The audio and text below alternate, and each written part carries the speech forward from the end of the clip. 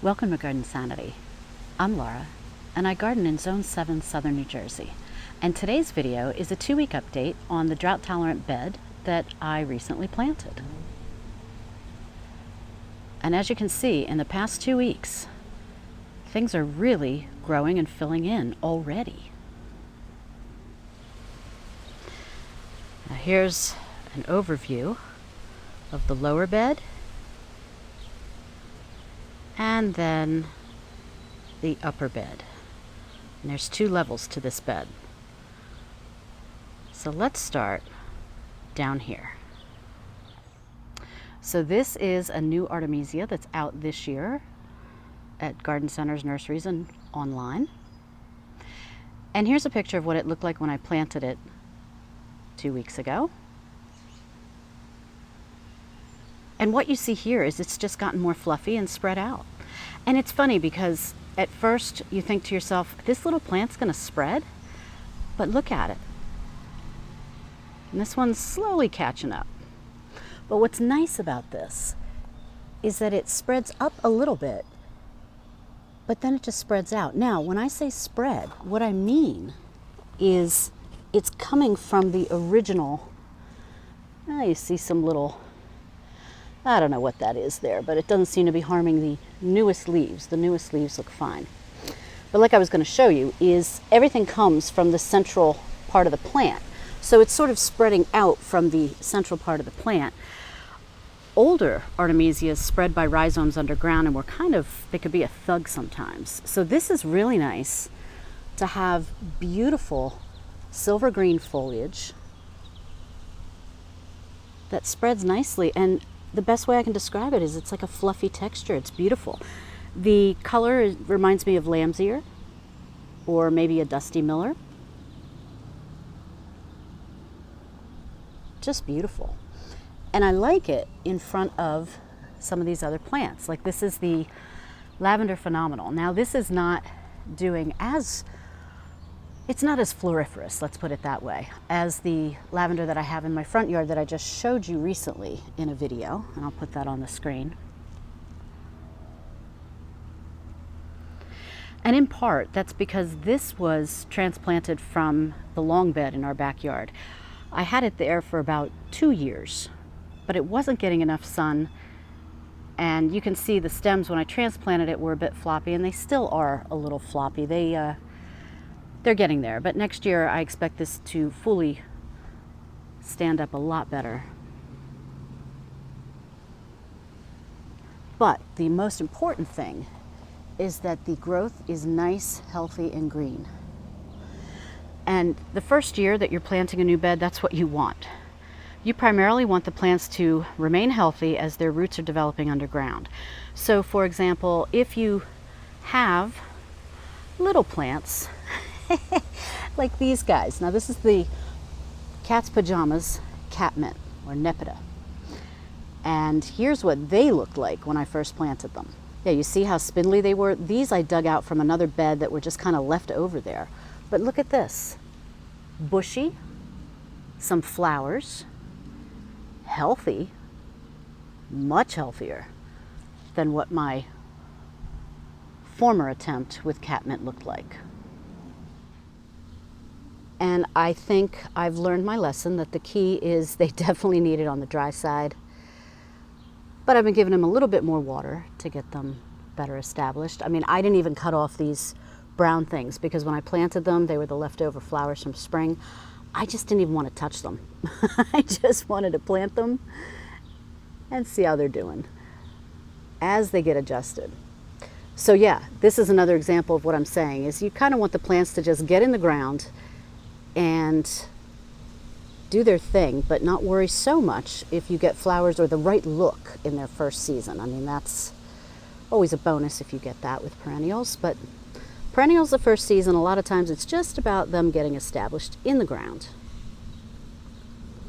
And then behind the cat's pajamas are these beautiful coneflowers. Now these are called Kismet Raspberry Coneflowers. And just look at them. First of all, the flowers are big. A lot bigger than I thought they would be. And look at this. Can you see this orange cone? That's a nice orange, pretty fat colored cone as it rises up. You can see here's a newer coneflower, and you see that cone almost has a little bit of green to it, doesn't it? Here's a new one just coming up, just blooming. This is a great example.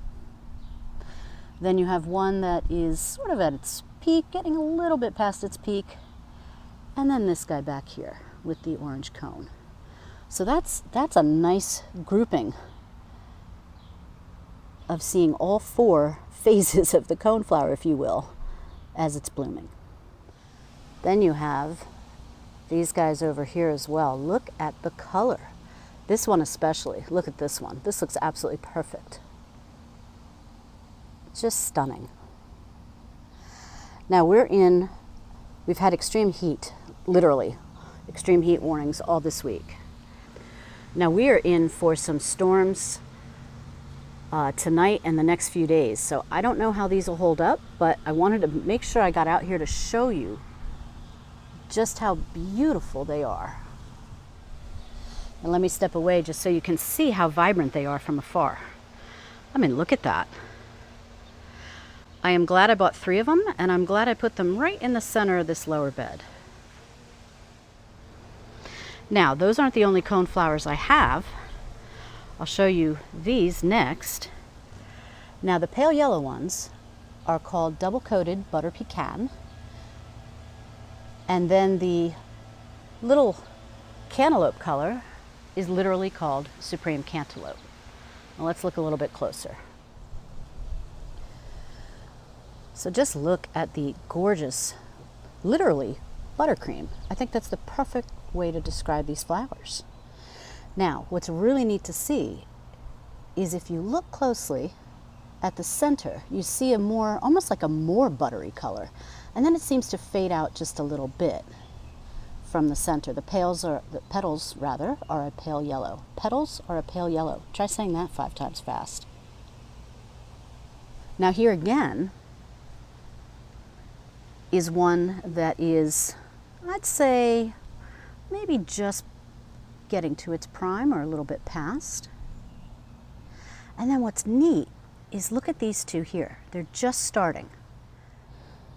There's a better shot. So you have this one that has the green center with just a few petals, and then you have this guy. Almost looks like a different type of flower than a coneflower, doesn't it? And that's how they start out. So again, you get to see all 3 on one plant. Then, if I move over to this plant, you get, again, it just is constantly pushing up new flowers. And so you have this beautiful one that has more of the buttery yellow petals. You see the green center? And then this guy seems to have petals just starting out. Of course, you have another one that's just starting as a little flower bud. And then this guy that really looks like what you would think of a traditional double cone flower. You know, they have that really fluffy center. I mean, the cone almost looks like it's just a center filled with little tiny fluffy petals.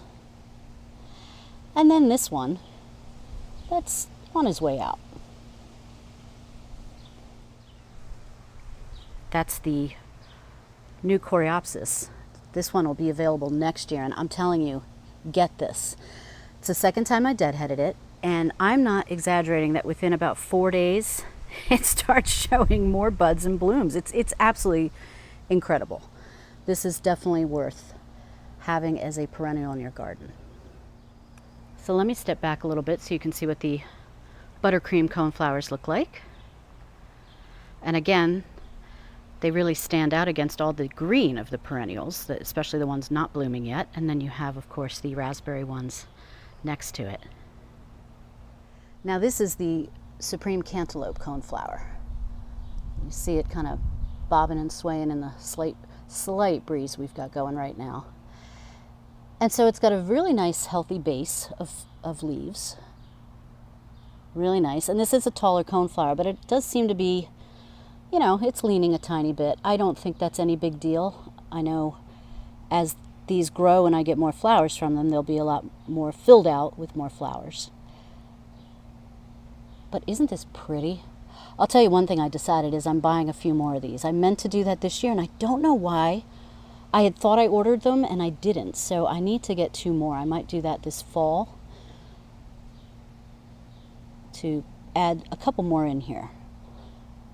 But again, a beautiful coneflower.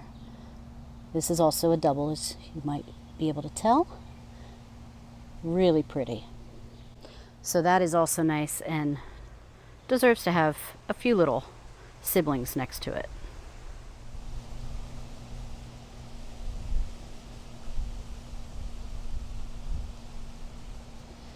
Another beautiful plant is this Morello agastache. Absolutely beautiful. Now this was almost in full bloom when I first planted it. So this is sort of, you know, I would say it's sort of past its prime in terms of its blooms. It's really been blooming its heart out. But it'll keep going, and I'm not touching it. Again, I think it's absolutely beautiful as is. And I don't like to really fuss with plants once I first plant them, especially perennials is what I mainly am talking about. I just like to let them get established. I might cut some of these off if they seem to be a little more past their prime, but these petals are still beautiful, and again, you can see how they show up in the garden. And next to that, I have, I stuck them, I had one extra, I stuck them down here. This is just a sedum autumn fire, one of the many seedlings I rescued from up front that just were not doing well up there. And now, this was a little seedling. Now it just looks so much happier. It's already putting out a little flower head on it. And then this guy is a new yarrow or new achillea. And I'm just letting them do its thing. This is one that's going to be out next year, so I'm trialing this for Walter's Gardens. And, you know, it's just kind of hanging out on the ground, and I'll just let it do that. It's definitely a new plant getting established. You can see that it did have some heat stress a little bit. But for the most part, I think this is going to be a really lovely plant. So I'm not too worried about it right now. Now again, I'm approaching the other side from where I was. And the plants in the back here, this is a big blue sea holly, which I won't expect much from this until next season. And then I have 2 of the globe thistles, and those are filling out nicely. And again, I don't even know if I'll get flowers from those this season. We'll see. And then struggling is Mrs. Wilmot's ghost, and I wish she wasn't struggling. I'm just, you know, I'm not going to panic. Well, I'm sort of panicking. I love this plant, and I love the story behind her. If you didn't see my video when I first showed you this bed, and I'll link to that at the end, definitely worth a watch. Or you can click to the specific section in that video using the chapter headings in the description box to get to this, because the story behind this plant is truly fantastic. I won't spoil it. I think it's worth seeing the whole story. But yeah, you know, we'll have to see what happens with this. I'm just hoping right now. Now these plants are 2 Gauras, and they're called Pink Picotee, part of the Stratosphere series from Proven Winners. And again, you see you've got some new buds opening up. And these are the new buds. Very pink. Really love it. So as some of these older stems die off, and you see what this older end of this stem looks, you can cut those off, or you can just leave them as well. Either way. And then what I just noticed is I've got a big old weed. Look at this weed that's stuck in, right in the middle there, it's stuck. I gotta pull that out. Get my gardening gloves out for that one. But that's what the Gaura are, and they will continue to bob and sway in the breeze and look so pretty. I mean, you can see, if you go right over here, you see how some of this is right around, dancing around the coneflowers. Just very pretty.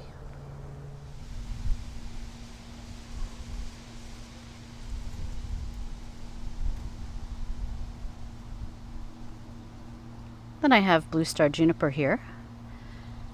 And I have one here on this level, and then the next little level up, I've got another one right there. And again, that's to provide some beautiful evergreen color in the winter time. And so these are just going to keep looking beautiful year round.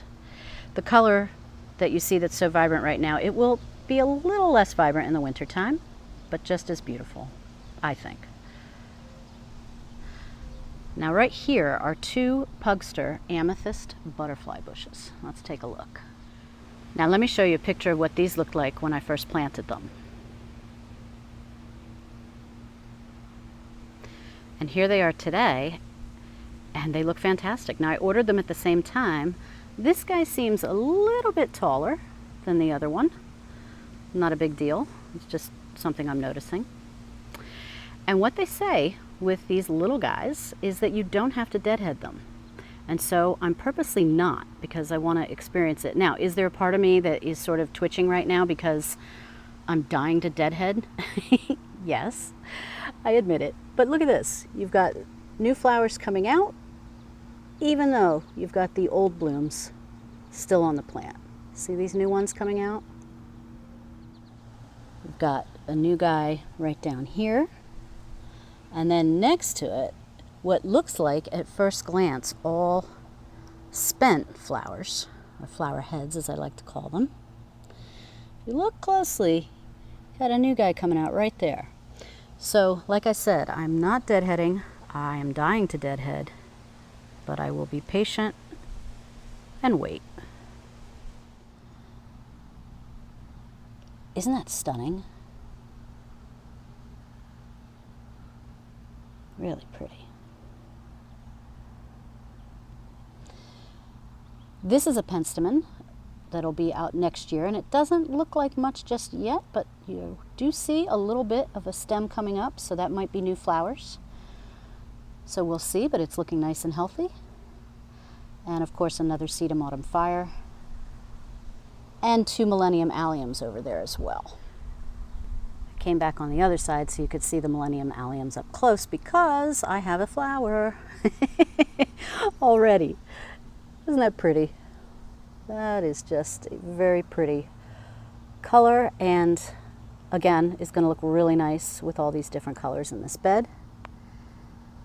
And you see there's more starting to come up.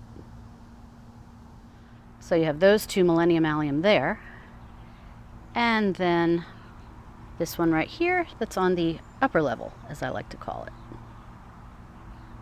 Now behind that is a lemonium, also called sea lavender, and that's not doing much right now. Okay, just let it get established. You'll see more autumn fire sedum popping up everywhere.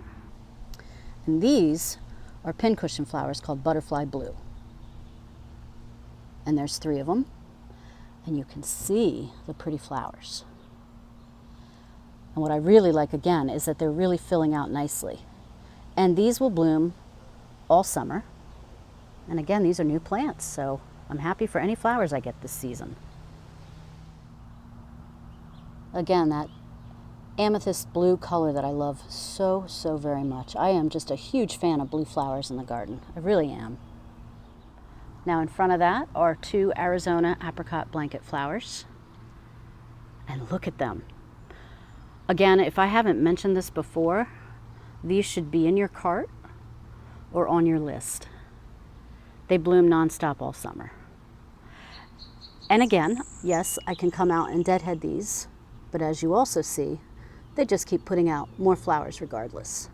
What I do like about blanket flowers is when the flower's done, you get these little balls, and they dry that way too. Now you see, eventually they dry brown, but they sure are pretty while they still have their color. So I'm not in a rush to deadhead anything. But how beautiful, look at that. That is just stunning. Wow. So yeah, those are really nice. Might be getting more of those.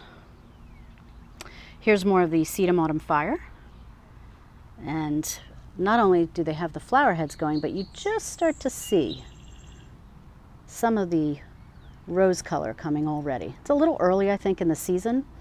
I don't Chelsea chop these, I used to, But again, my goal this year, is just plant them and see how nice and healthy they look right now. Just keep them like this and let them get established. And right in front of the sedum autumn fire is another sedum. It's a stone crop, and this is a very low growing one that keeps its beautiful color. Look at this color. Doesn't it look fake? I mean, look at that. It's like a rose pink. Let me try to steady this so you can see it better. New color comes out a little bit green when it's first, the new leaves are coming out, but then it quickly transforms to this beautiful color, which kind of glows. And this one already seems to be getting some flowers. This one, I think, got a little heat stress and then hurried its way on to the next phase, because these flowers usually shouldn't happen until maybe August. But that's okay. Again, getting these plants established was the priority number one. And these two plants are from the front yard. This one did the best up front, and this one struggled. So I moved them both back here. So it's kind of not surprising that this one is still trying to get its bearing a little bit. So these two will continue to spread and look beautiful. And then I also have one down there in between the Artemisia and the Millenium Alliums. You can see the rose pink color down there, which is very nice. And then I have another ground cover here, which is Delosperma, which is a hardy ice plant. Now, I recently had someone leave a comment on the video where I first showed you this bed that I'll link to at the end, where I talk in depth about every single one of these plants, growing conditions, hardiness zones, all that. And they said to me, well, you watch out because ice plants are invasive. And I thought, geez, I don't think Walter's Gardens or Proven Winners would sell anything invasive, but I double checked. And if you Google hardy ice plant invasive, first thing that popped up for me was from a department in California. I think it was Department of Environmental something or other. And it talked about an ice plant with a completely different name, because it's a completely different species, but the common name is also ice plant. And that's where the confusion runs in. So Delosperma is a hardy ice plant. It is not invasive. There is another variety, another species that is, for some reason, has the same name. So no worries. This and all the other Delospermas that you see on the market are definitely not invasive. And thank goodness, because these are beautiful. This is just probably going to be evergreen the rest of the summer. So we'll see, but it's a nice spreader and hopefully will keep its color in the winter. And then over here, I have lamb's ear, and this is Fuzzy Wuzzy. And already, let me show you again what this looked like when I first planted it.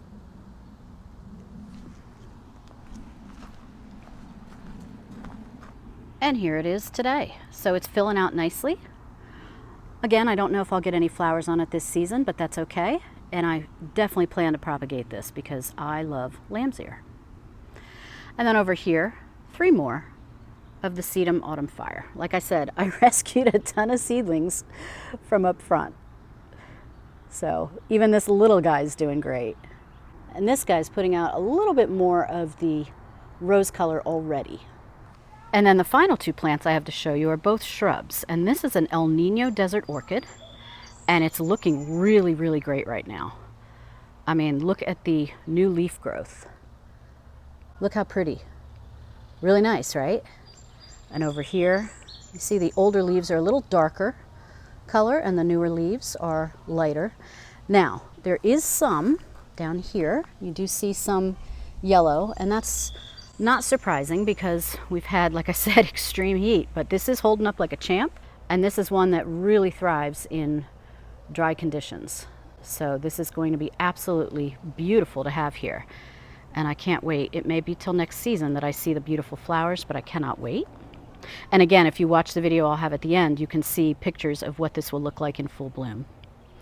And then this is a Caryopteris, also known as a bluebeard. And you can see, it's not that easy to see, but there are several tiny, tiny buds getting ready. And their show is going to be the end of the summer into the fall when not much else blooms. Down here was definitely a little bit of stress from when I first planted it. but I'm not, again, too worried. I'm not necessarily going to pick off the leaves. In fact, not necessarily, I'm just not.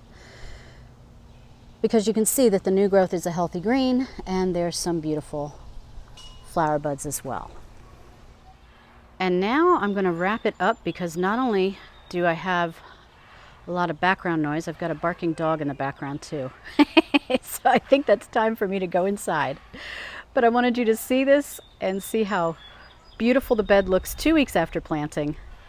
I hope this inspires you. I hope this gives you a lot of good ideas. And again, watch this video, because this will tell you every little minute detail you need to know about every single one of these plants, including seeing pictures of how every single one of them looks mature and in full bloom.